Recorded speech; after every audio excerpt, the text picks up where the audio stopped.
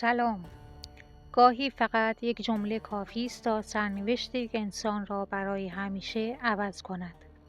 جمله‌ای که وقتی 3 بار در گوشش تکرار شد، مردی فقیر، درمانده و بی‌پول را تبدیل کرد به انسانی بی‌نیاز، قوی و موفق.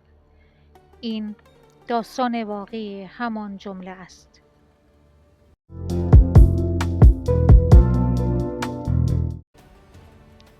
او گذشته‌ای دردناک داشت، روزهایی تلخ پر از رنج و بی‌پولی، روزهایی که حتی نمی‌توانست قوت روزانه زن و کودکانش را فراهم کند.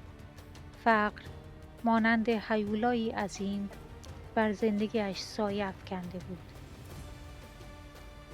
سرانجام روزی که حس کرد کارد به استخوانش رسیده، با همسرش مشورت کرد. زن گفت: نزد رسول خدا برو، شاید بتواند کمکی کند. مرد با همان امید اندک راهی شد تا از پیامبر کمک بخواهد. اما قبل از آن که لب بگشاید، پیامبر فرمود: هر کس از ما کمکی بخواهد ما کمک می‌کنیم، ولی اگر کسی بی‌نیازی بورزد و دستش را پیش مردم دراز نکند، خدا او را بی‌نیاز می‌کند.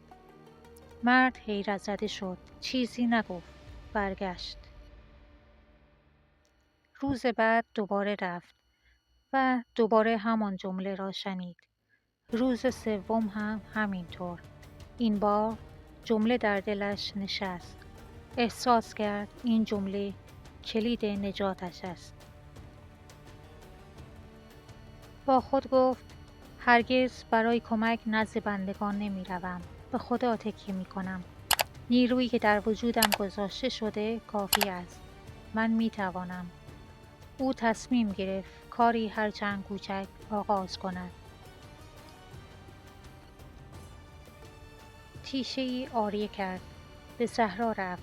هیزم جمع کرد و فروخت. لذت اولین درآمد دسترنج خودش او را امیدوارتر کرد. روزهای بعد ادامه داد. کم کم توانست تیشه بخرد. بعد حیوان بارکش. سپس ابزارهای بیشتر، تا آنکه صاحب سرمایه و غلامانی شد. زندگیش کاملا متحول شد. روزی پیامبر اکرم او را دید. لبخند زد و فرمود: نگفتم هر کس از ما کمک بخواهد کمکش می‌کنیم، ولی اگر کسی بی‌نیازی بورزد، خداوند او را بی‌نیاز می‌کند. این داستان بیش از 1000 سال عمر دارد، اما پیامش برای امروز ماست. گاهی برای شروع فقط باید قدم اول را برداریم. نه پول لازم است، نه شانس. فقط باور به خدا و اعتماد به توانایی‌های خودمان. تو هم می‌توانی از کوچکترین چیزها آغاز کنی و به جایی برسی که تصورش را نداشته‌ای.